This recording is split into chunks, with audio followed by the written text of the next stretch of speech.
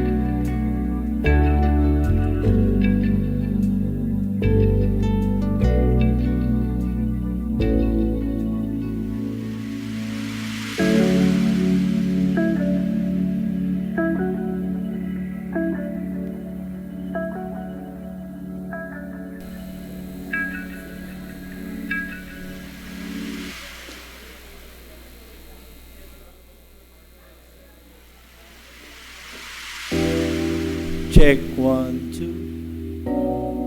Check, check. Okay na, boss?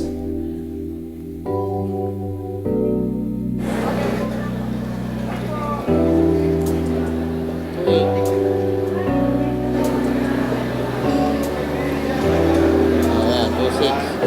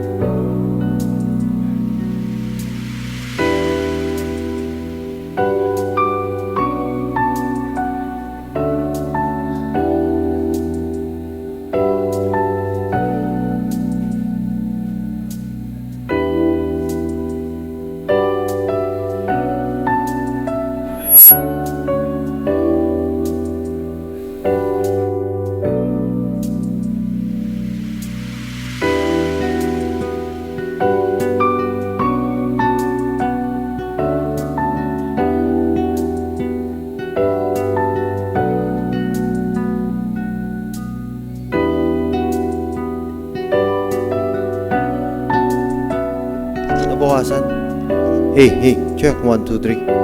Bukas na.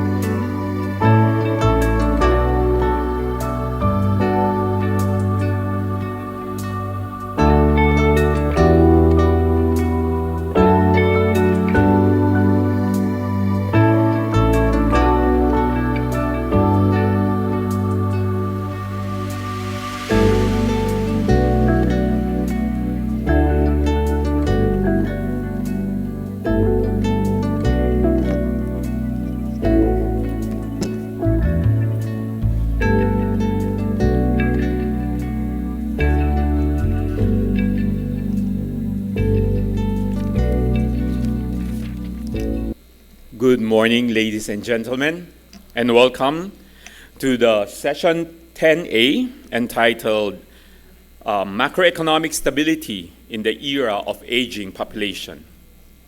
My name is Ramoncito de la Cruz, and I'm your MC for today, for this session.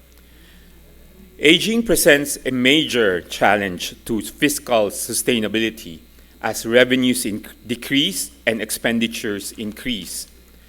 Social spending on age-related programs such as public pensions, healthcare, and other social safety nets are constantly increasing, posing serious fiscal burden for developing member countries. The risks posed by such demographic shift require urgent reforms on pension and healthcare and the tax systems that finance them. In this session, cross-country learning is key in understanding the macroeconomic challenges posed by this demographic shift, and it is important to define appropriate responses. Panelists will share aging trends and social protection schemes and assess how well prepared and adaptable these are in the light of aging. They will also explore various ways of financing social protection programs. To moderate the session is Nella Sri Henrietti, Senior Capacity Building and Training Economist at the ADB Institute. Ms. Nella?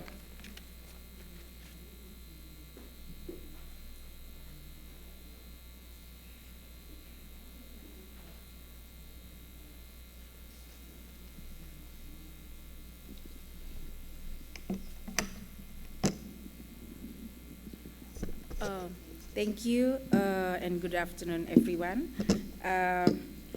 Welcome to ADBI hosted session on macroeconomic stability of the era of aging population. This session is sponsored by Asian Development Bank Institute, as mentioned by MC.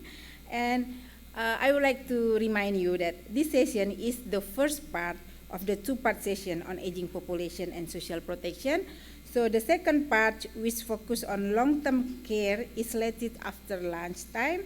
That's session 11A, social protection implication of long-term care, lesson from the region and beyond. So we suggested that, that you also come to the session after this session. So, and we have been having like fruitful discussion about social protection in these past 2 days. We all know that social protection needs are huge, yet spending is relatively limited.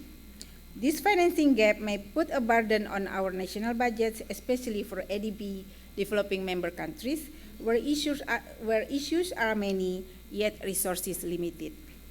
The world is in the midst of demographic change, with varying degrees toward population aging. The number of older people in the world is projected to be 1.4 billion in 2030 and 2.1 billion in 2050, and could rise to 3.1 billion in 2100. Demographic aging presents a major challenge to fiscal sustainability in terms of decreased revenue and increased expenditure. As the workforce shrinks, consumption decreases, which in turn lower tax revenue. So I don't have to be long. Japan, Republic of Korea, and Sri Lanka are experiencing unprecedented population aging currently. So our three speakers today will provide us insight as to what is happening in these three countries and how aging is affecting the macroeconomic stability of their countries. So we will hear from our three speakers about that. And Indonesia, on the other hand, is in the stage demography dividend. Therefore, it is a good time for them to prepare and anticipate aging population. We will hear from our discussion, Dr. Maliki, how Indonesia prepare in this issue. So I would like to introduce our speaker. Our first speaker here is Dr. Charles Yuji Harioka. He is a professor at the Research Institute for Economics and Business Administration, Kobe University, and concurrently distinguished research professor at the Asian Growth Research Institute. He is also an invited professor at the Institute of Social and Economic Research, Osaka University, and a research associate at the National Bureau of Economic Research. He previously taught at Stanford, Columbia, Kyoto, and Osaka universities, and the University of the Philippines. He received the Nakahara Prize of the Japanese Economic Association, which is given to the best Japanese economists under the age of 45 in 2001. He received his BA magna cum laude with high honors in economics and his PhD in business economics, both from Harvard University. Professor Horioka, please join me in this.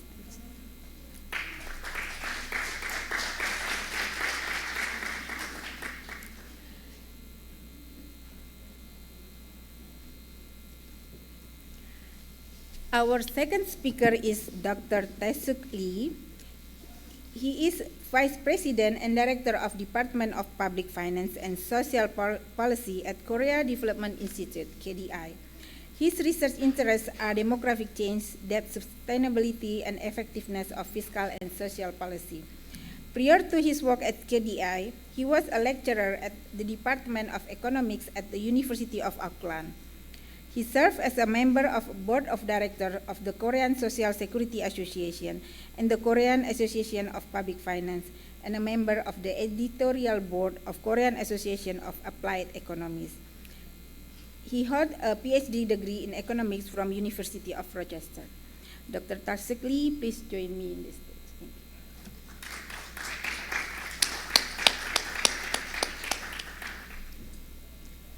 Our third speaker is Dr. Utsaf Kumar. He is a senior country economist at ADB Sri Lanka Resident Mission, where he heads the economics and programming unit. Prior to this, he was an economist in the South Asia Department and the Economic Research and Regional Cooperation Department at ADB.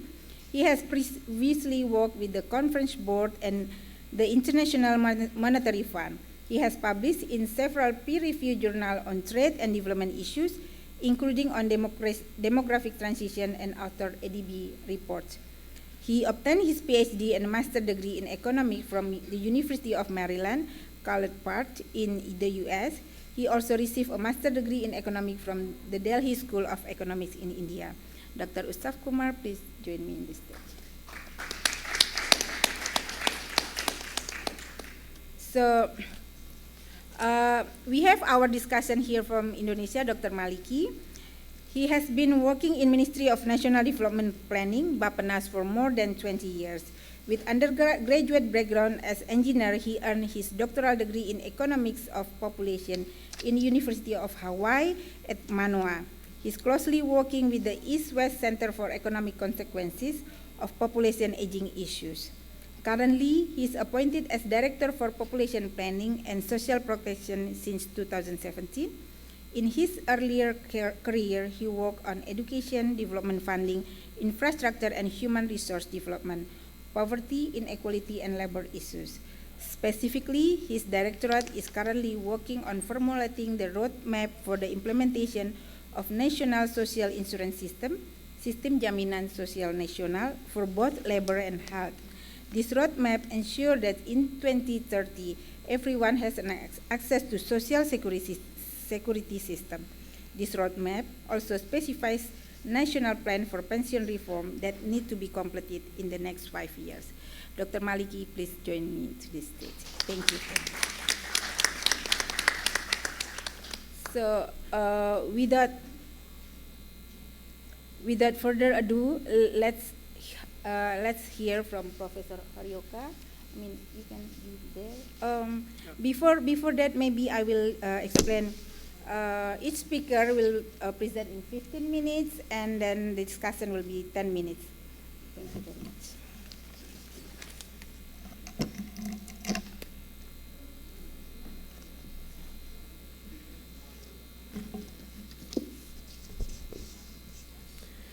Good morning, ladies and gentlemen. Thank you, Nella, for the kind introduction. I'm Charles Horioka of Kobe University in Japan. It's my great honor and privilege to take part in this exciting event as a panelist for this session on the impact of population aging. And it's also very good to be back in Manila, because I lived here for a few years, teaching at the University of Philippines, Diliman, and also working as a consultant at the ADB. Well, the country I know the most about is Japan, which happens to be the most aged society in the world. And it's my firm belief that there's a lot that other countries can learn from the experience of Japan which is the forerunner in this regard.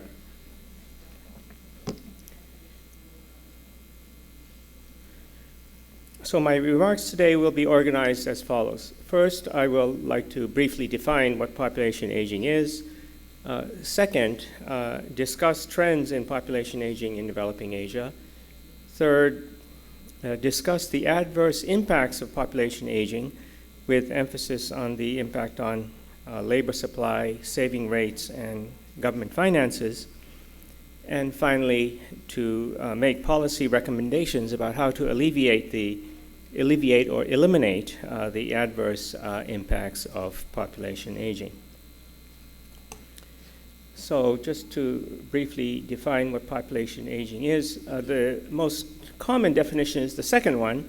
It's an increase in the share of the elderly population, usually defined as the population aged 65 and older, to the total population. And just to give you a few more definitions, an aging society is defined as a society in which the share of the population aged 65 and older is 7% or higher. An aged society is a society in which the share of the elderly population is 14% or higher. And a super-aged society is a society like Japan, in which the share of the elderly population is 20% or higher. So the thresholds are 7%, 14%, and 20%. So just to give you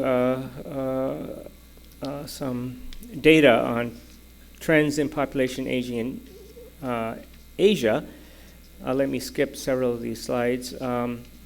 This table shows the time period during which the aged share of the population, the share of the elderly population, reached 14%, which, as I just mentioned, is the threshold for an aged society.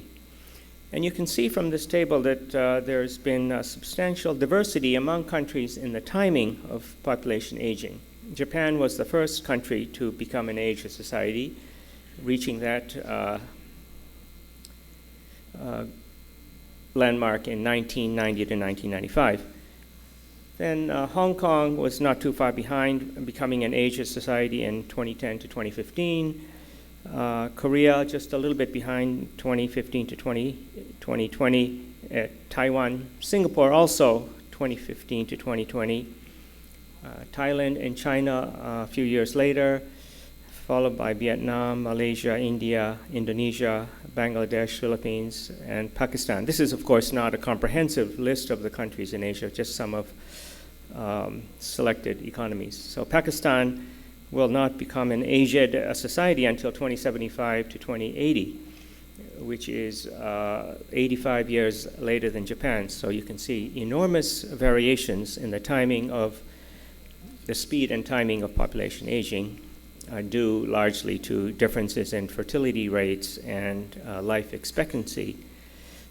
But what can be said is that all countries in developing Asia and all countries in the world will experience population aging sooner or later, so it's necessary to start preparing for this eventuality. So next let me talk about whether population aging is a good thing or a bad thing.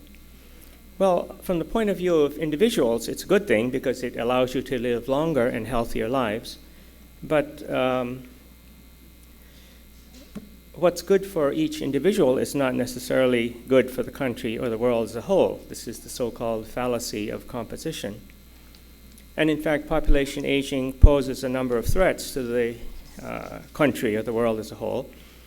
And the life cycle model, which is very often used in economics, sheds light on what some of these threats are. According to the life cycle model, people work and save when they're young, and they retire and dissave when they are old. As a result, the age structure of the population will affect the proportion of the population that is working, as well as the saving rate.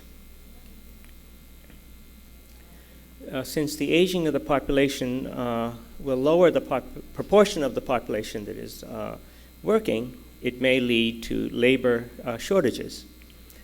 Moreover, since the aging of the population will lower the proportion of the population that is saving, it may lead to saving or capital shortages. And finally, since many government social protection schemes, such as old age pensions, health care, and long-term care, are age-related, expenditures on such schemes can be expected to increase as the population ages, leading to strains on government finances. This was one of the challenges posed by Dr. Ortiz in her keynote address this morning. So to summarize, population aging will have at least 3 adverse impacts on the country or the world as a whole. First, labor shortages. Second, saving or capital shortages. And third, strains on government finances. Well, how can these adverse impacts be alleviated or eliminated? In the remainder of my allotted time, I'd like to make some policy recommendations in each of these 3 areas. First, I'd like to address how to alleviate labor shortages, and I would like to make 4 recommendations. My first recommendation is to encourage the elderly to work more or work longer. So we could pass laws prohibiting discrimination in employment on the basis of age. We can raise the compulsory retirement age. We can increase the age at which retirees can start receiving public pensions. And we can relax or abolish earning tests for public pensions. In many cases, your public pensions are stopped or reduced if you continue working, but we can encourage people to work more by relaxing or abolishing these so-called earning tests. A second way of alleviating labor shortages is to encourage females to work more. We could pass laws prohibiting discrimination in employment on the basis of gender. We can increase the number of daycare centers and the number of nursing homes and subsidize the cost of these so that females are better able to work outside the home instead of caring for family members. And we can allow workers to take maternity or paternity leave, child caring leave, and or caregiving leave. A third way of alleviating labor shortages is to allow foreigners to work in the country.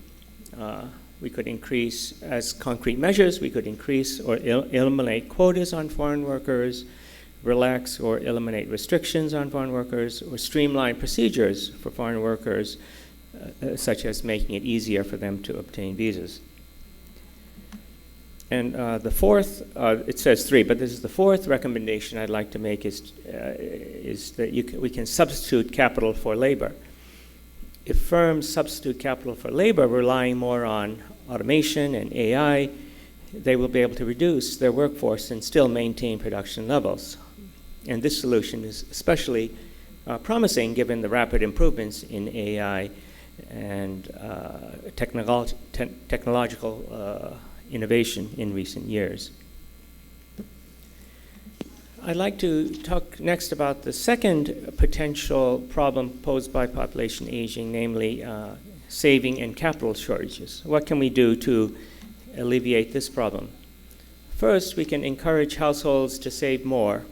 For example, provide tax and other incentives for saving, especially for retirement saving. Secondly, we can offset declines in household aging with increases in the saving of other sectors of the economy. In fact, there have been substantial increases in corporate saving in many countries in recent years, and these have largely offset decreases in household saving. But of course, there's no guarantee that corporate saving will continue to be high indefinitely, so we may not be able to rely on this solution indefinitely. A third possible way of alleviating saving shortages is to borrow from abroad, assuming there are at least some countries that have saving surpluses, and many Asian countries, in fact, do have very high saving rates even now. We can borrow or import saving from abroad to help alleviate the domestic saving shortages. And a fourth possible solution is to reduce investment. Even if the supply of saving declines, a saving shortage will not necessarily arise if investment also declines. Since population often declines at the same time that population ages, there is less need to expand the productive capacity of the economy and therefore less need for investment. At the same time, however, there will be more need for investment because firms will attempt to substitute capital for labor in response to the labor shortages that are projected to emerge, as I discussed earlier. So I don't necessarily recommend this solution. Turning to the third potential problem of population aging, namely strains on government finances, I'd like to make some proposals about how to alleviate this problem. I think the best solution is to make all social protection schemes fully funded rather than pay-as-you-go. Most countries have pay-as-you-go public pension systems and other social protection schemes. In the case of a pay-as-you-go public pension scheme, the pension contributions of current workers are used to finance the pension benefits of current retirees. So the more aged the population is, the more retirees each worker will have to support, and workers will have to pay higher pension contributions to keep the system solvent. By contrast, in the case of a fully funded public pension system, the pension contributions of current workers are accumulated on their behalf and used to finance their pension benefits when they retire. Thus, under such a scheme, population aging will have no impact on the finances of the public pension system and will not impose any strains on government finances. So countries that are newly establishing public pension schemes and other social protection schemes should ideally operate them on a fully funded rather than a pay-as-you-go system, a pay-as-you-go basis, in order to alleviate the adverse impact of population aging.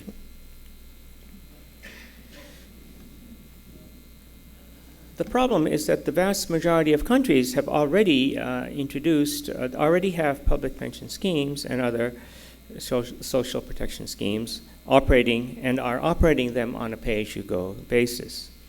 And it's very, very difficult to switch from a pay-as-you-go scheme to a fully funded scheme because one generation has to bear a so-called double burden. In other words, it has to pay for its own pension, it has to pay for the pension benefits of the previous generation as well as for their own pension benefits.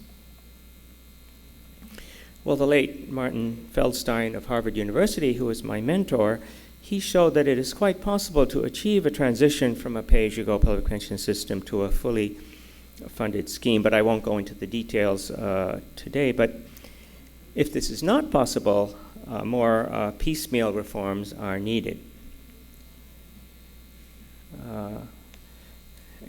Possible piecemeal reforms are delaying the age at which retirees can begin receiving pension benefits and or investing the trust funds of public pensions in equities in order to achieve a higher rate of return.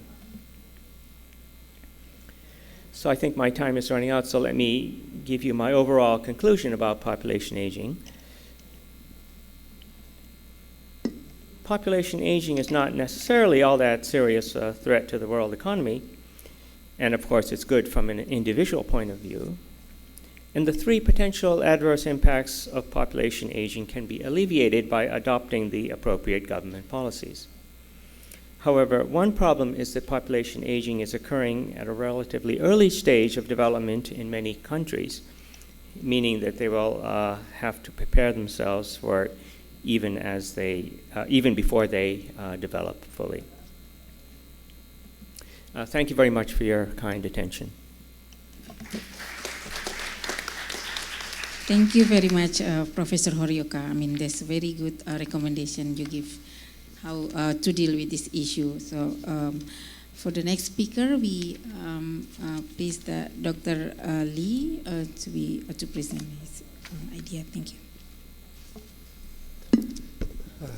Hello, thank you for having me. It's a great honor to present my presentation. I'm the Tae-Seok Lee from KDI, Korea Development Institution. I'm the director of the Public Finance and Social Policy our department tried to provide some kind of policy advice for the fiscally sustainable and effective social policy to improve the social welfare.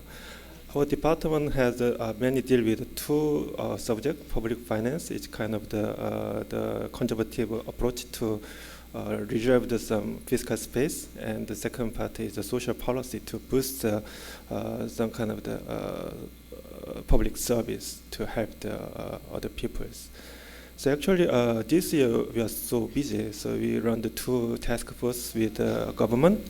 One task force with the Minister of Economy and Finance try to restructure the government expenditure and try to reset the expenditure spending priority.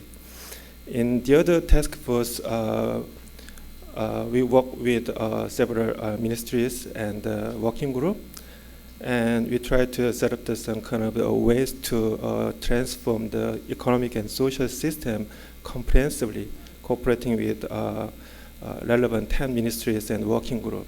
So one is the top-down approach, and the other is the bottom-up approach, and we try to deal with some kind of social system transformation, deal with demographic change as well as technological evolution.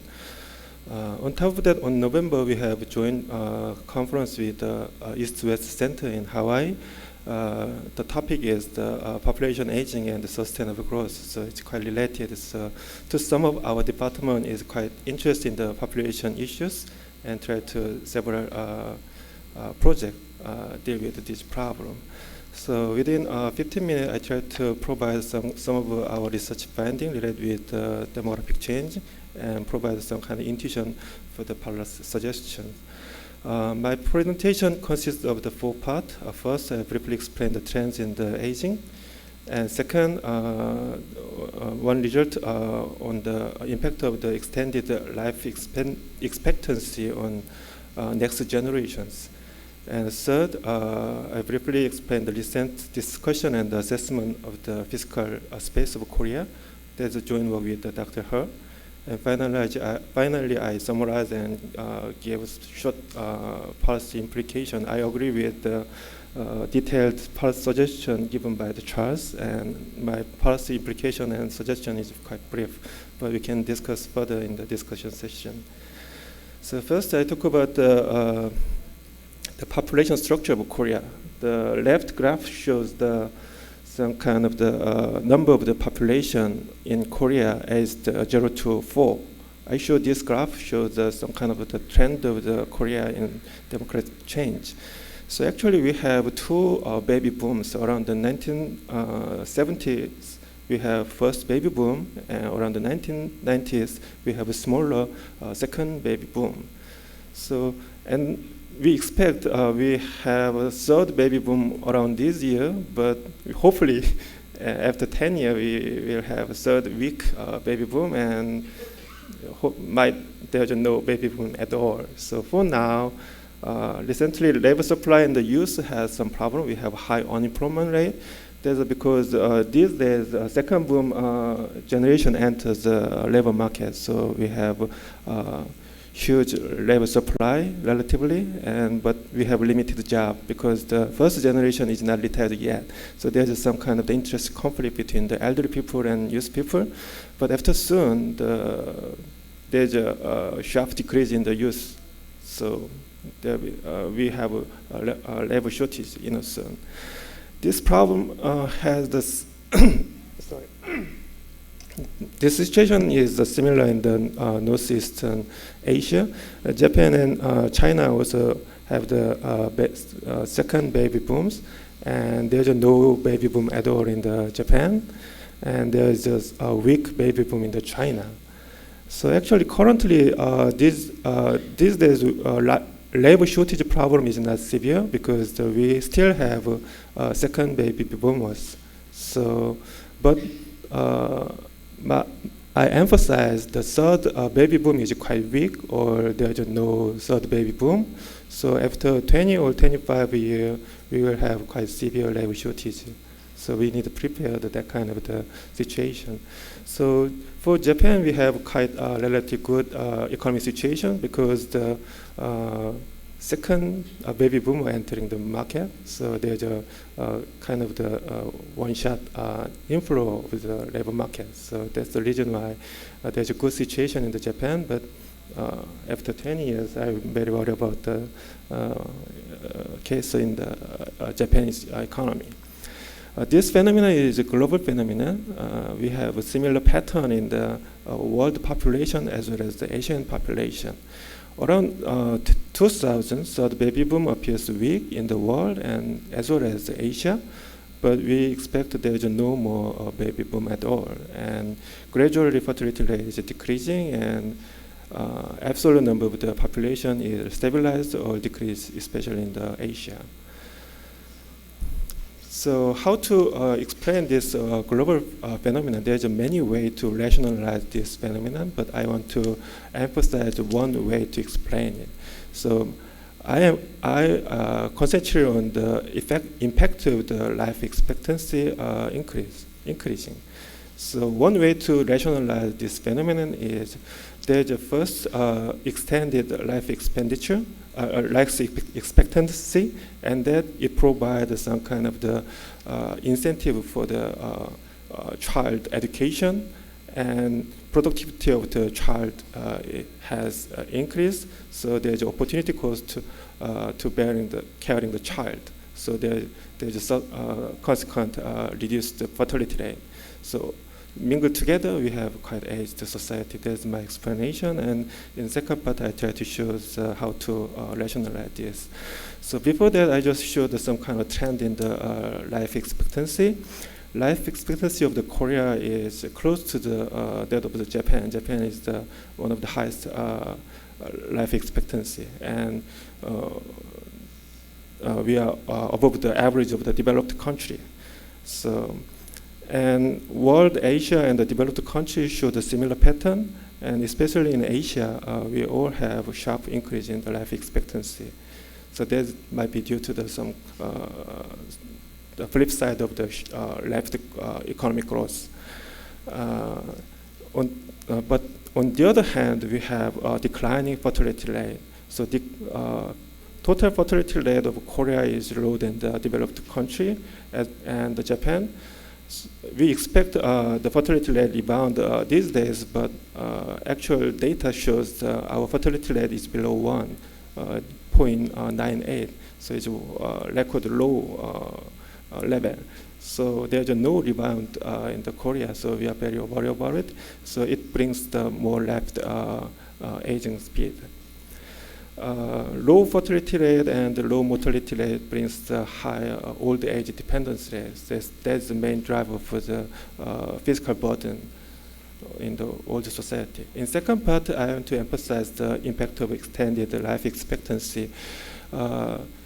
So it is hard to extangle the impact of the life expectancy. So there's just some kind of endogeneity and the reverse causality issue. So in my research, I just using some kind of the lagged variable panel regression.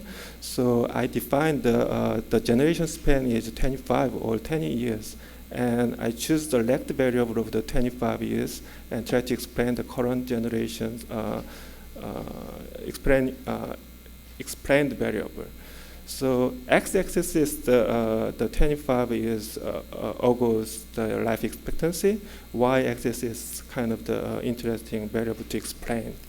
The top left graph, I'll call the first graph, shows the y-axis is the human capital index, and the right top graph, I call the second graph, shows the average schooling year, and bottom left, I call the third graph is shows the labor productivity per labor, and the last graph shows the labor productivity of the per hour.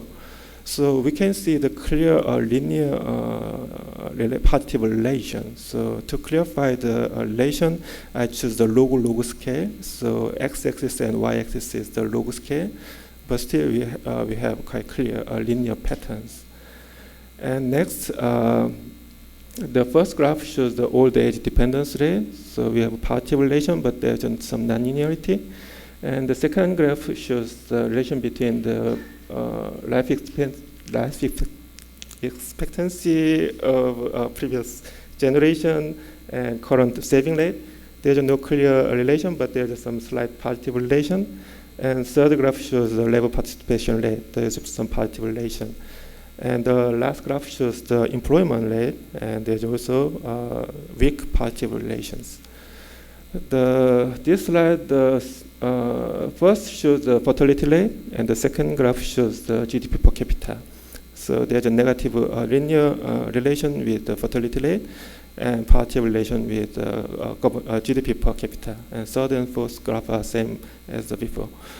So there's a kind of the scatter plot. There's no controlling. So I control the other variable and some kind of the economic technique. And I did some international panel regression. And there's some kind of the positive relationship between the previous generation's life expectancy and current generation's schooling year and the labor productivity and fertility rate. So there's a positive relationship between the human capital related variable and negative relation with the fertility rate. And declining mortality and the fertility leads to the increasing the dependence rate. There's a result of this underlying phenomenon that brings about some kind of surge in the social expenditure. So we can see the quite clear positive correlation between the dependence rate and the social expenditure. So, but there's some variation between the countries. One group of country has a quite steep slope, and the other group has quite moderate slope. So left graph shows the Korea, Portugal, Greece, and Spain. There's a sharp positive relation. This country suffer from the fiscal crisis, except Korea. And the right-hand side, we have Japan and Netherlands and Finland. So they control the social expenditure growth moderately. They have quite good fiscal space. So we want to find some kind of implication from those countries how to manage the growth of the social expenditure. And third, we consider the fiscal space. Fiscal space is the gap between the current debt level and the tax limit, debt limit that government can withstand. So we choose the approach of the dynamic level curve so that the So distance between the current level and the top point shows the some kind of a fiscal space. So there's the other approach. There's many done by the IMF and Moody's and credit company. So they use some kind of international panel regression and show some kind of fiscal space. These two different approaches, but the result is quite similar. IMF and Moody's shows some kind of fiscal space for the several countries. Korea is one of the best country for now. But this fiscal space calculation cannot consider the future risk. So we want to consider the risk of the fiscal space. So we borrowed the method of the Erasmo et al. 2017. So actually we calculate the dynamic level curve for the capital income tax and the personal income tax. So fiscal space of the Korea, currently we have more than 200. So if we consider only using the corporate income tax, fiscal space is 110%. If you consider the labor income tax only, then it's around 200%. If you consider both, then we can achieve the 225%. So we can increase both labor income tax as well as the corporate income tax. Then we can suffer from we can borrow more than 200 of the GDP. But the problem is if we attain that kind of the fiscal space, then we permanently reduce the consumption, investment, and GDP. So that's the cost for the future generation. So we are very worried about, or we want to control the fiscal space. So time limitation, I just wrap it up. So summarize, there's no or weak third baby boom. So after 10 years or 25 years, labor shortage problem is really severe. So declining mortality and fertility leads to the increase in the dependence rate. That's the main driver for the fiscal burden.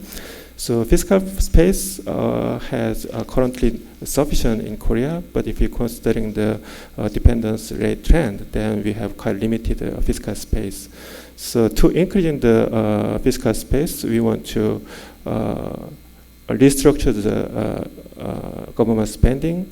So we want to reset the priority of the spending and try to improve the effectiveness. So that's our current task force job. And basically, we want to make the more efficient labor market and try to encourage the older people and the female people and foreign people work together. So that's it. Thank you. Thank you very much, Dr. Lee. You, give description about the baby boom in Korea, and then how Korea government deal with this aging population in terms of their fiscal space. So our next speaker will be Dr. Kumar. Yeah, please.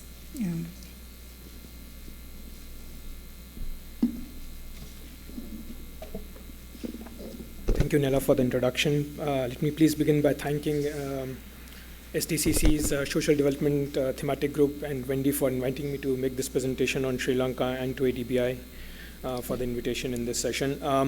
I'm faced with a triple whammy as I stand here to present. First, many of the things that I would have said in the context of Sri Lanka have been said in the context of Japan and Republic of Korea.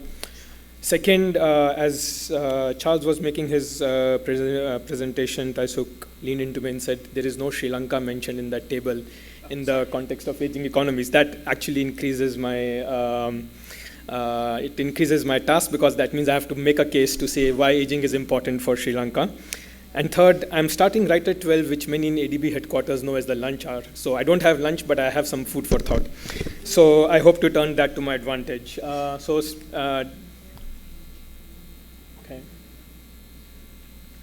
Okay. So as many in the audience would know, Sri Lanka is well known for its achievement in various indicators of social development. It is ranked 76th in the Human Development Index, and it outperforms countries with similar level of development. I'm going to stick my neck out here and say that there is another way to look at Sri Lanka's progress in development indicators, which is just to look at the changes, demographic changes. For example, changes in the age composition of a country's population. Why do I say that? As is well known, countries go through a transition from high birth rate and high mortality rates and high death rates to low mortality rates, low birth rates, and low death rates. From the transition from high to low, there is a transition taking place in terms of health improvements, in terms of education, in terms of employment opportunities, which leads to changes in household decisions about employment, about working, about reproduction. So these improvements in health indicators and in education indicators, as I'll argue for Sri Lanka, is also reflected in its population and its age composition. I'll also go ahead and make a case that population projections provide a crystal ball into the future. They let a country see what's coming. Why do I again say that? Because demographic transitions, barring any catastrophes or any major policy changes, these are slow but sure changes that will happen. They may happen 10 years later, but they will happen. So they also let us give country a time to make adjustments for these changes. So as I argue, Sri Lanka will likely undergo profound demographic changes as the share of elders in the population increase over the rest of the present century.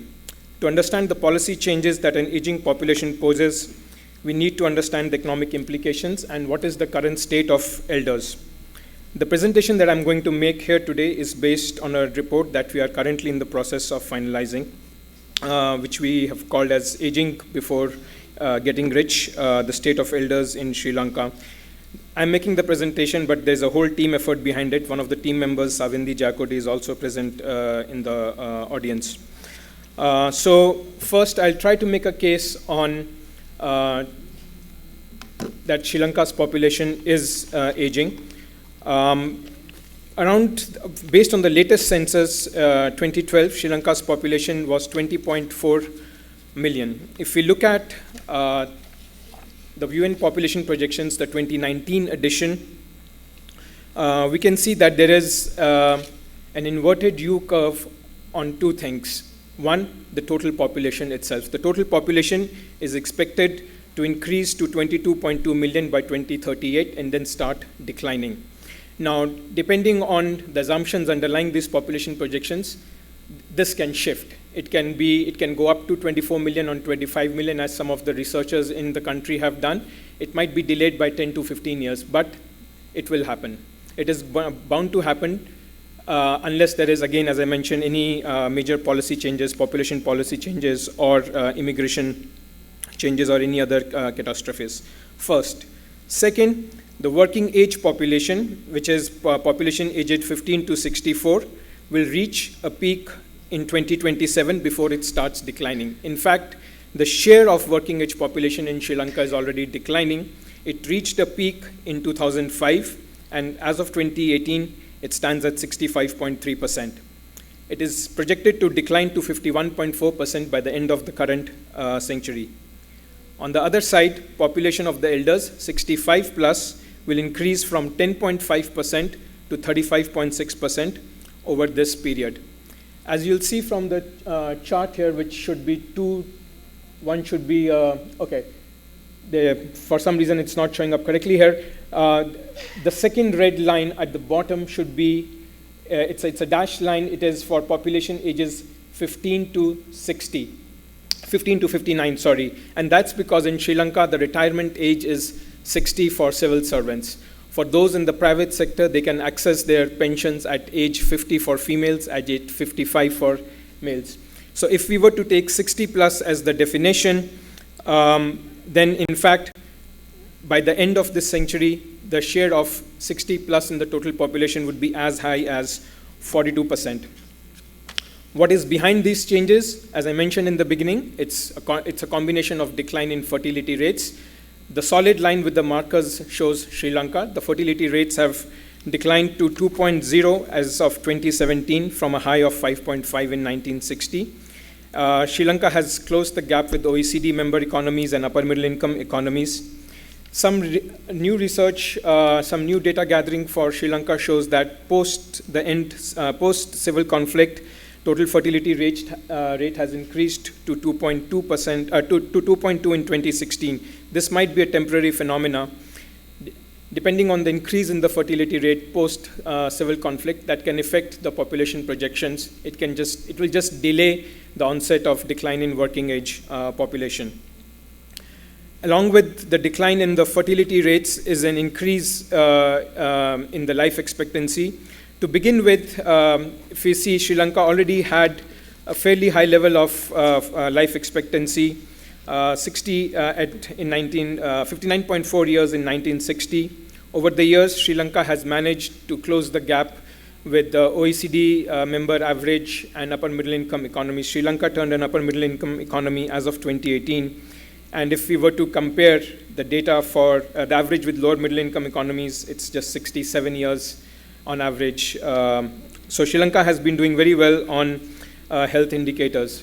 All this translates into a change in the population age composition. Sri Lanka has moved from a pyramid to a pillar and is going to be sort of a reverse pyramid, if I will. So that is an indication of the changing demographic changes that are expected, that the country is expected to undergo in the next 80 years or so. Along with this, of course, this is then reflected in the changes in the dependency ratios. The dependency ratios, we have shown 3 dependency ratios here. The child dependency ratios, which is the ratio of 0 to 14, to working age. In this case, we've used the Sri Lankan definition of working age, which is from 15 to 59. So the old age and the youth and the child dependency will roughly balance out by 2030, and thereon the total dependency will be driven by old age dependency, and it is expected to be as high as 100%. That also means that for each working age adult, there will be twice as many elders to support. This has, of course, implications for pension schemes and healthcare costs and long-term costs. A second characteristic of Sri Lanka's aging is the changes within the 60-plus age group. Sri Lanka's population is not only aging, but the share of among the elders, the share of 80-plus is expected to increase quite rapidly. By 2100, of the 42% elders, that is 60-plus elders, nearly a quarter, that is 16%, will be 80-plus. And that is the top bar, which shows us the gray or the brown here. So that is increasing very rapidly over the next 80 years. Another characteristic of Sri Lanka's aging is the age at the speed at which it is aging. Charles used 20% as super aged. Some in the literature use 21%. Sri Lanka is expected to go from 7% to 21% in the next in 39 years, starting 2008. So that again, here the chart shows a comparison with some other economies in the region. So Sri Lanka is aging quite rapidly. Sri Lanka is one of the few countries for its per capita income that will see a decline in its working age population, as we mentioned earlier. I'll skip this. What are the implications of an aging population? The previous presenters have already gone through this in detail, but just to summarize, it affects labor force participation, productivity, that depends on the age productivity profile. At what age does the productivity start declining? Savings and investment. Of course, pension costs. Currently, pension schemes in Sri Lanka, the civil service pension scheme is pay-as-you-go. Healthcare, long-term care, there is a need to build greater awareness on this issue. And of course, with slowing growth, there can be loss of revenue, which puts further strain on the fiscal. To understand this more, we need to look at what is the current state of elders in Sri Lanka. And there are 8 different dimensions that we've put here. And I'll quickly, can you please click on the link, State of Elders, at the top? Yeah, thanks. So who are the elders in Sri Lanka? As we see from this chart, the share of females among the elderly will continue to increase, is a greater share and will continue to increase. That's because of greater life expectancy among females, but that also has implications in terms of old age income support, as female labor force participation rates in Sri Lanka are quite low, 35 to 38%, one of the lowest for its per capita income and given its social development overall. I'll skip this. Coming to, in terms of the income and the poverty, if you look at extreme poverty, elders in Sri Lanka are not very different from the other age groups, but they are quite vulnerable to falling into poverty. And that is where, again, old age income security and any health shocks which have a greater probability in that age group can affect the probability of falling into poverty. If you look at the 2 charts at the bottom, the red line shows the latest data for 2016. We can see there's a slight uptick in poverty rates for age groups beyond 60 plus, which is not the case so much in the upper panel. So extreme poverty, not so much, but if we change the poverty line, there is an uptick in poverty. That also shows that there is a significant share which is very close to the poverty line and is vulnerable to falling into poverty. In terms of labor force participation rates, we've shown here the labor force participation rates at different age groups. 2 things that clearly stand out. One, female labor force participation in Sri Lanka is quite low across age groups. There are 2 points of steep decline. One is 50 to 59, and another is 60 to 69. That is directly related to the pensions, access to the pensions. First, between 50 to 59, private sector employees can access their pensions. And then at age 60, the civil service pension scheme for the in terms of old age income security, there are currently different pension schemes in Sri Lanka. Most of it is covering the formal sector. Within the formal sector, the civil service pension scheme. And of course, within that, there is also the armed force pension scheme and pension schemes for the widows and the orphans. Second, the private sector is covered under the EPF, but however, it's not really a pension scheme. They have to access the whole pot of money at the end of their working life, which is then they can choose to invest or as they wish. There are schemes for the informal sector. The farmers' pension scheme was started, but it has been facing financial sustainability issues. Fishermen's pension scheme. There's a self-employed pension scheme to bring in the informal sector workers into the security net. And recently, a senior citizen pension scheme was introduced. Of course, this also has implications for the health. The health profile or the ailment profile for the elders is going to be very different than for those who are not elders. Sri Lanka has done very well in terms of primary healthcare provision, but the system needs to now adapt towards non-communicable diseases as well. There is a need to build a greater awareness about long-term care, which is beyond just the healthcare facilities or the provision of medical services for the health, in terms of helping the elders for their day-to-day routine tasks as well. So in the case of Sri Lanka, there is some long-term care available. There are some public facilities as well as some private NGOs such as HelpAge are actively involved in the country. In terms of what it means for the government finances, as the table here simply summarizes the current fiscal situation, the total public debt is 90% to GDP. Central government debt, which is the officially reported number, is 83%, of which about half is external. Fiscal deficit is 5.3%. The country is under an IMF program. So fiscal space is going to be further strained as these challenges come on in the coming years that Sri Lanka is going to face. There are multifaceted, multidimensional implications of aging, which require, again, multifaceted policy responses. One is, of course, addressing the constraints to productivity improvements. Growth needs to be turned around to be able to meet some of the revenues, to be able to generate the revenues that will be needed, as well as create more employment opportunities. Already mentioned, female labor force participation is one of the lowest, is among the lowest in Sri Lanka. And increasing female labor force participation through provision of childcare facilities, maternity benefits, and the government has taken some steps in the recent budget to encourage that, improving the quality of labor force, leveraging technology. In terms of specifically measures to be targeted at the elders, increasing the sustainability of the pension schemes, maximizing the coverage, as well as providing adequate benefits will need to be looked at. One of the aspects that need to be looked at is the retirement age, which will again have implications both for labor force participation as well as the sustainability of the pension schemes. Adequate provision for long-term care and addressing fiscal burden, which is, as I mentioned, countries under the IMF program.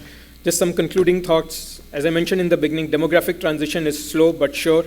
Barring any major catastrophes or policy changes, it has multidimensional implications which require multifaceted policy response. But the good thing is the population projections sort of provide a crystal ball to have a look into the future and can provide adequate time to prepare and plan for an aging society. I'll stop here. Thank you. Thank you, Dr. Kumar. From our three presenters, I can see that there's aging population's problem, and I got some words like when Professor Horioka mentioned, and the older, I mean, we need to extend the retirement age. If I remember Professor Yoshino, my boss, said that we should work until we die. and then I, like Dr. Kumar said, that we should avoid aging before getting rich. So aging population clearly the issue that will affect negatively to our fiscal space. So I mean, we have to manage that very carefully. And then now we listen to the country that have a demographic dividend right now, but from the presentation before, they will have that. So we will hear that Dr. Maliki explain about that and how they address the speakers. Thank you.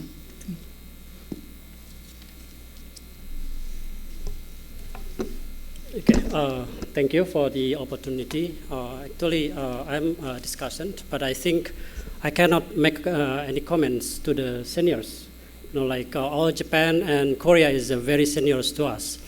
Like if we are watching the Endgame, Japan and Korea is like Thanos and Thor. You know, it's all the seniors of the superhero on the aging population.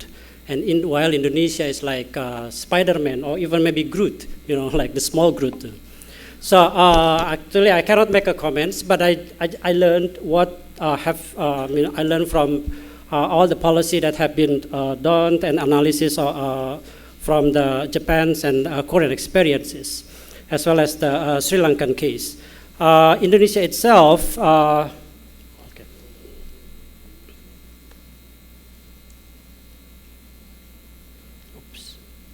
So Indonesia itself, as the moderator says, that we are in the stage of the demographic dividend periods. In the next 5 years, we have like we are going to reach the demographic dividend peak within like around 2020 or to 2021. But while in the same time, Indonesia also will experience of aging. In earlier definitions, the aging means that there will be like more than 7% of the aging population of 60+%. But in Indonesia, there is a law that stated when you are like older than 60, then you are already aged. With using the law, Indonesia will have like around 10% of the population of 60 plus in 2020. It means like next year. So Indonesia will be aging next year. We are actually still behind the other countries in Southeast Asia, like Malaysia and Thailand. That's way behind. But I guess we are in the same preliminary stage as in the Philippines, as well as maybe Myanmar and also Myanmar and Vietnam. But one of the challenges of our aging population is because we are a big countries and we have also like 34 provinces. And one of the reasons of the aging is that the declining of the total fertility rates within the last 40 years. We can reduce the total fertility rate within from around 5, beyond 5 to around 2.1 in 2015. But that is at national figures. And when we look at the more closely at the provincial levels, the reduction of total fertility rates vary very widely between the provinces. Like the other countries, the other provinces, some provinces in Java especially, we have, most of us have less than 2 total fertility rate. And we are aged, we are more aged than the other provinces. And on the other hand, the rest of the provinces, especially on the eastern part of the Indonesian, have like total fertility rate higher than 2.5. As you can see from the figures, the development from 1971 to 2015, where we map total fertility rates and the life expectancy among the provinces. In 1971, there is quite high variations. So there is like a large variation of total fertility rate and also the life expectancy. And around 40 years from 71 is around 2015. even though it is converging in one point, we have like higher life expectancy, but we still can see there's a lot of huge variations between the provinces. Some provinces, especially the Java, have like longer life expectancy, and the longest is in Yogyakarta. And those provinces are aged have experiences earlier aging than the other provinces. And some of the provinces even very young, like East Timor, NTT, as well as the Papua. There is quite young with high total fertility rates as well as the life expectancy. So with the variations of the provinces, we have to formulate how actually we can adapt with the aging populations and how we can make the policy adapt with the local conditions. If we more closely also look at the rate of the population growth within the western part and the eastern part, actually the fastest aging growth is the next 5 years in all the provinces, regardless where they are, like in the western and the eastern part. So when we look at this one, so the western part has been aged, and then we are going to grow fastest aging in the same rates in the western part. So meaning that those population in Java will be have very faster growth of the aging.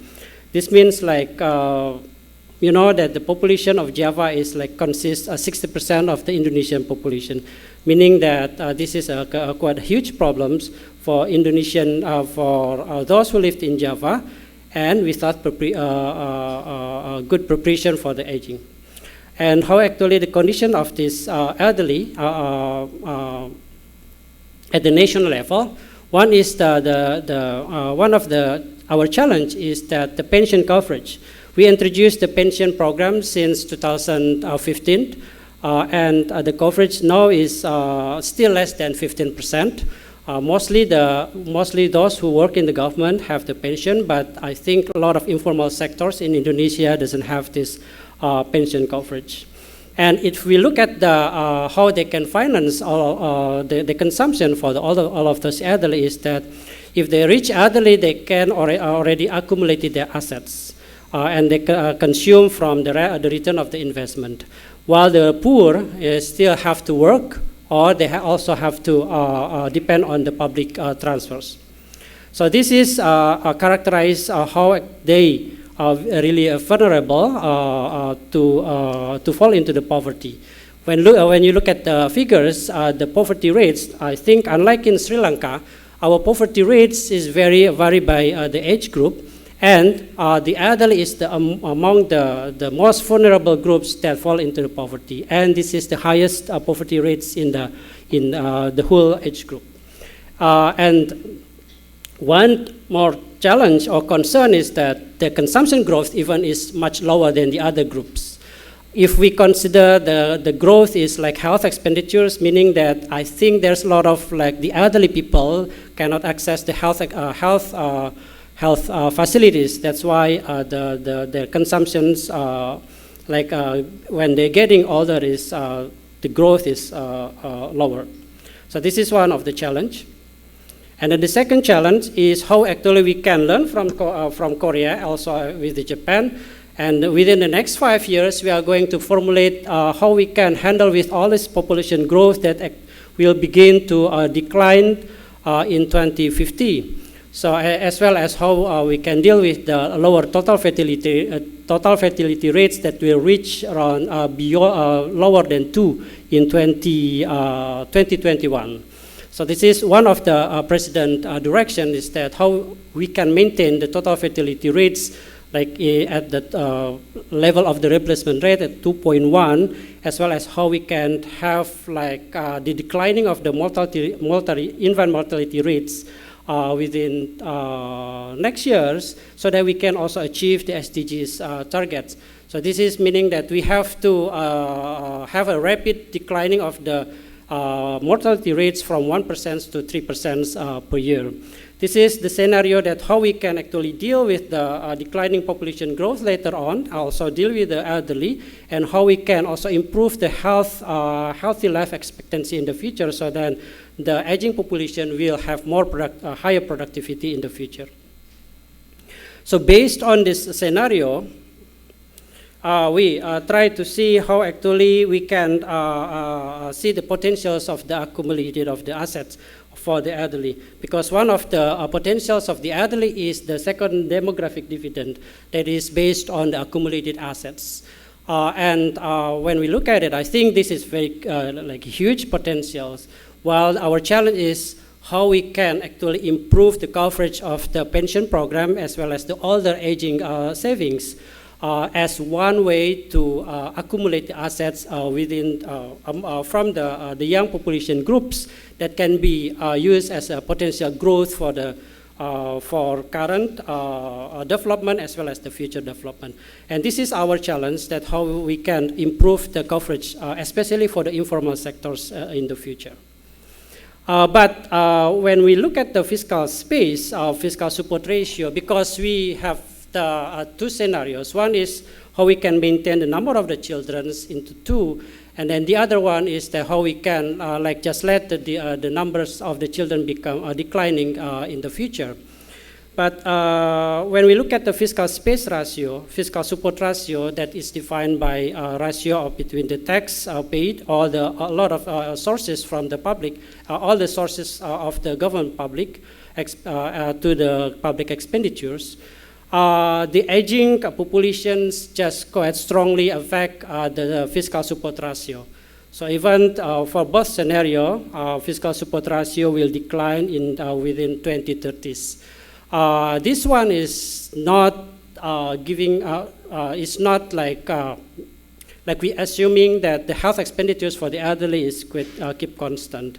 So that's why if we have like wider access to the health facilities, especially among the elderly, I guess this is quite huge, also a challenge, how we can provide or we can maintain the fiscal support ratio in the futures for the aging population. I guess my time is up. Thank you.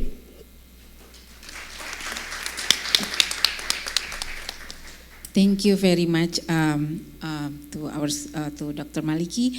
Now we would like to open question and answer. We have 20 minutes left. I will open like 3 questions from the floor. Maybe we listen all questions first, and then our speakers and discussion will address. Please mention your name and your institution, and then which speaker that you refer to, or maybe either of the speaker, and then please address your question like short, and I give you maximum 1 minute for that. Thank you.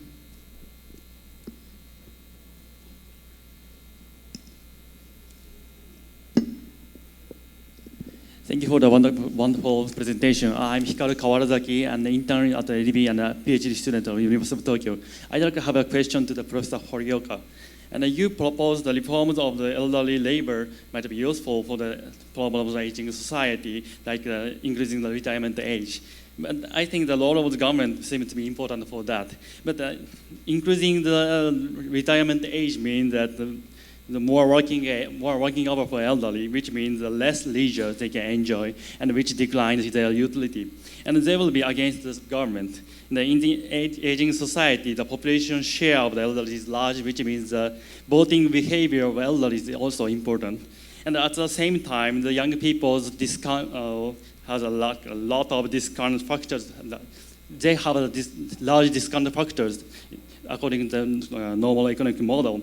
And increasing the elderly labor may mean that the decrease in the young people's jobs is possible. So I wonder if the government has any incentive to change the current scheme on the elderly labor, and if not, how can we achieve that? Thank you. Thank you. Okay.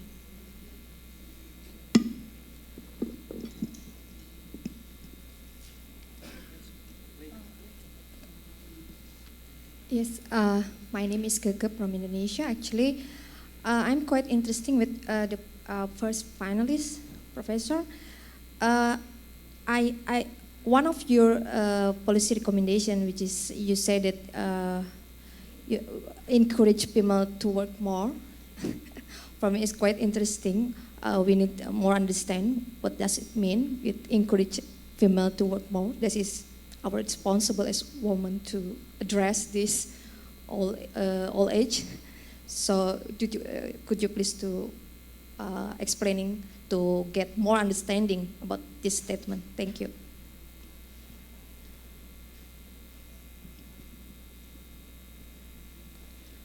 Thank you. My name is Eduardo Klein from HelpAge. I think we are looking only at one side of the coin, the doom and gloom view of population aging and the fiscal constraints that will arise because of increased cost in pensions, in health and all that. But I think we still do not have the sufficient understanding of all the implications of population aging, and maybe longevity is positive in many sense. It's not that living one longer is positive, but if you aggregate is necessarily negative. I think we have a cohort of people reaching the last stages of their lives, which are much better educated, much more productive. They have longer spans of life, and people are now talking about the 100-year life. No? So the question is how to harness that potential in a positive view, not how to minimize the damage, but how to maximize the advantages of this different perspective. We also have we need to rethink how societies are structured. We are not in a society of you educate, you work, and then you retire for 10, 20, 30 years. Now I think the cycles of life, you educate, you go to work, you re-educate, the introduction of artificial technology, all that is changing completely the perceptions that we have about life, work, retirement, all that. Another context is that we have in middle and low income countries in Asia, we have 60, 70, 80% of population in the informal sector. The retirement is not a known issue for them. I mean, they continue working until they drop dead, practically in many cases. But how to reformulate societies to embrace that? And the final thing is, in 2050, there will be maybe over 60 countries that will be reducing population, reducing the actual numbers of population. Would that be positive also? Longevity and reduced populations will reduce total fertility rate, will have a benefit in relation, for example, to the environment. Nobody has really analyzed how a reduced population will affect the finite resources that we're facing. So I think, in short, thank you, moderator, but I think, in short, we need to abandon the static analysis of population aging and adopt a more inquisitive view on how societies can embrace in a positive manner this huge, monumental demographic change. Okay, thank you very much. I think, I think the first two questions go to Professor Horioka, but if other speakers want to address, it's fine. I mean, and then I think for the number 3, and any of you can. Thank you very much for the very insightful questions. One question was about labor supply of the elderly, and one was about labor supply of females. So let me address these two issues briefly. In terms of the elderly, well, I think if someone has been working very hard for their, during their younger years, they deserve to retire and enjoy their leisure. On the other hand, there are also many elderly people who want to continue working, and in the case of, especially in the case of Japan, if you look at the result of surveys, many elderly people want to work, and many of them cannot find employers who are willing to hire them or to allow them to continue working. So I think we should give more freedom of choice to people, that people who want to enjoy their, elderly who want to enjoy their leisure should be allowed to retire and have a adequate income, pension income, for example. But people who want to continue working, they should be allowed to do that. And Japan had it's hard to believe, but the retirement age was 55 until relatively recently, then raised to 60, and now being raised to 65, but maybe there's some scope for increasing retirement age further, or at least increasing the flexibility. In terms of the female workers, in the case of Japan, there are many women, very highly educated, highly trained women, who want to continue working, but they cannot because they have trouble balancing the family responsibilities and their market work. There are many problems. For example, the husbands are not willing to contribute as much enough to housework and child rearing, or there are not enough daycare centers where they can put their children while they're working, and also maternity leave, paternity leave, childcare leave. They're not very readily available. So I think we need to improve all of these institutions to allow women to combine their family life and their working life, to be able to do both at the same time. And this will increase the utility of women, but also to help relieve the labor shortage that's projected to occur in Japan. So we can kill two birds with one stone using these types of policies.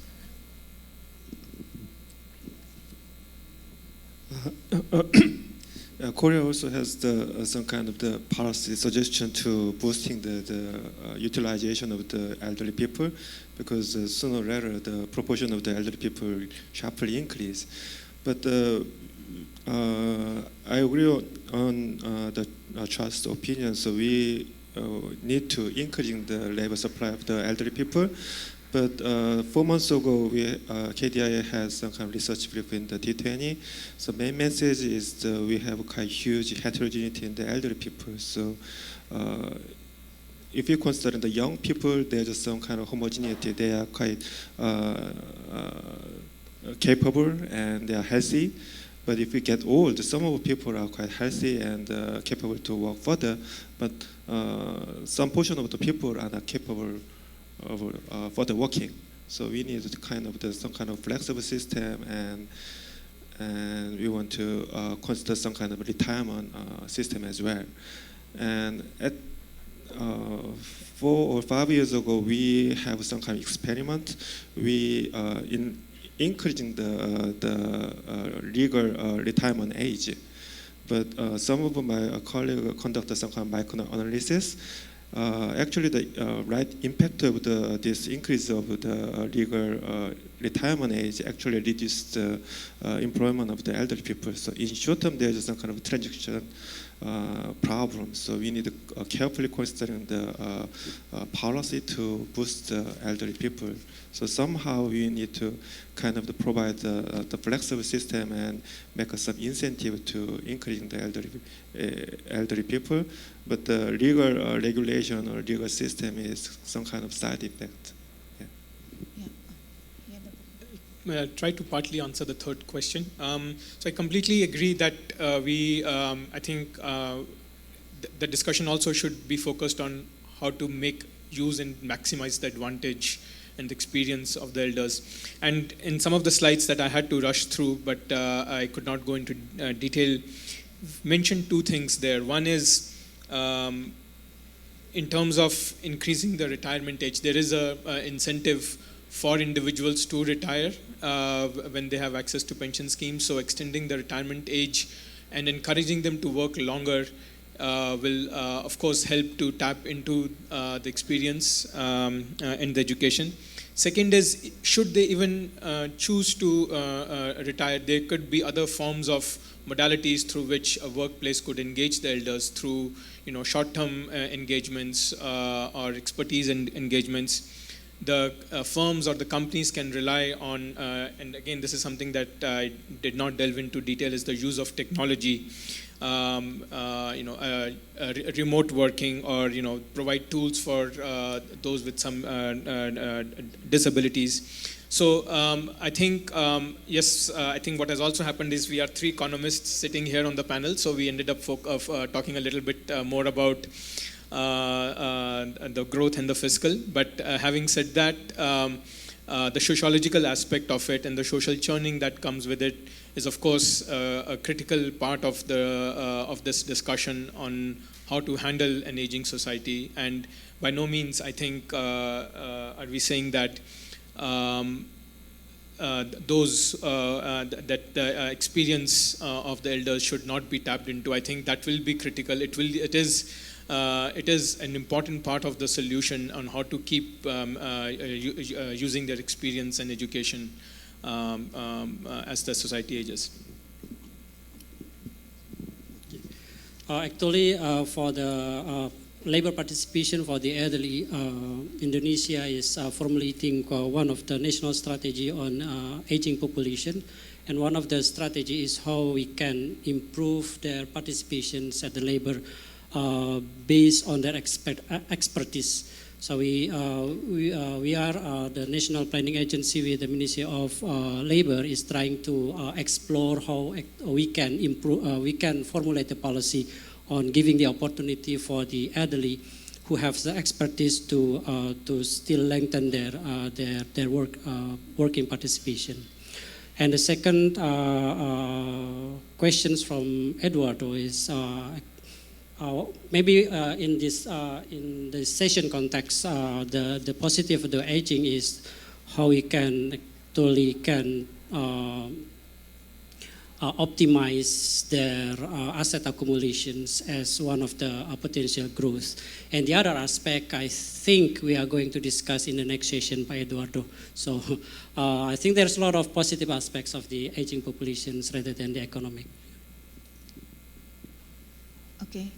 Thank you very much. I think now we go to the online question, and then I just pick. If you want to show from Savindi Jayakodi, is 20 seconds ago, is about how can the policy recommendation to face the aging challenge be applied to informal sector. So if you, I think Professor Horioka, you want to address first? Or the next one. Many older, particularly those in their 60s, still work, so age dependency ratio may not correctly reflect the burden of aging population. So please.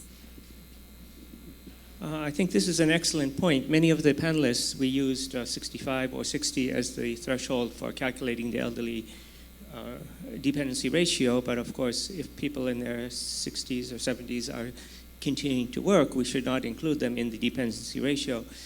So maybe a more appropriate definition would be to use the number of retired people in the numerator when calculating a dependency ratio, not just using age as the criterion. Just to add to that, at least in the context of Sri Lanka, since we do see a sharp decline in labor force participation rate,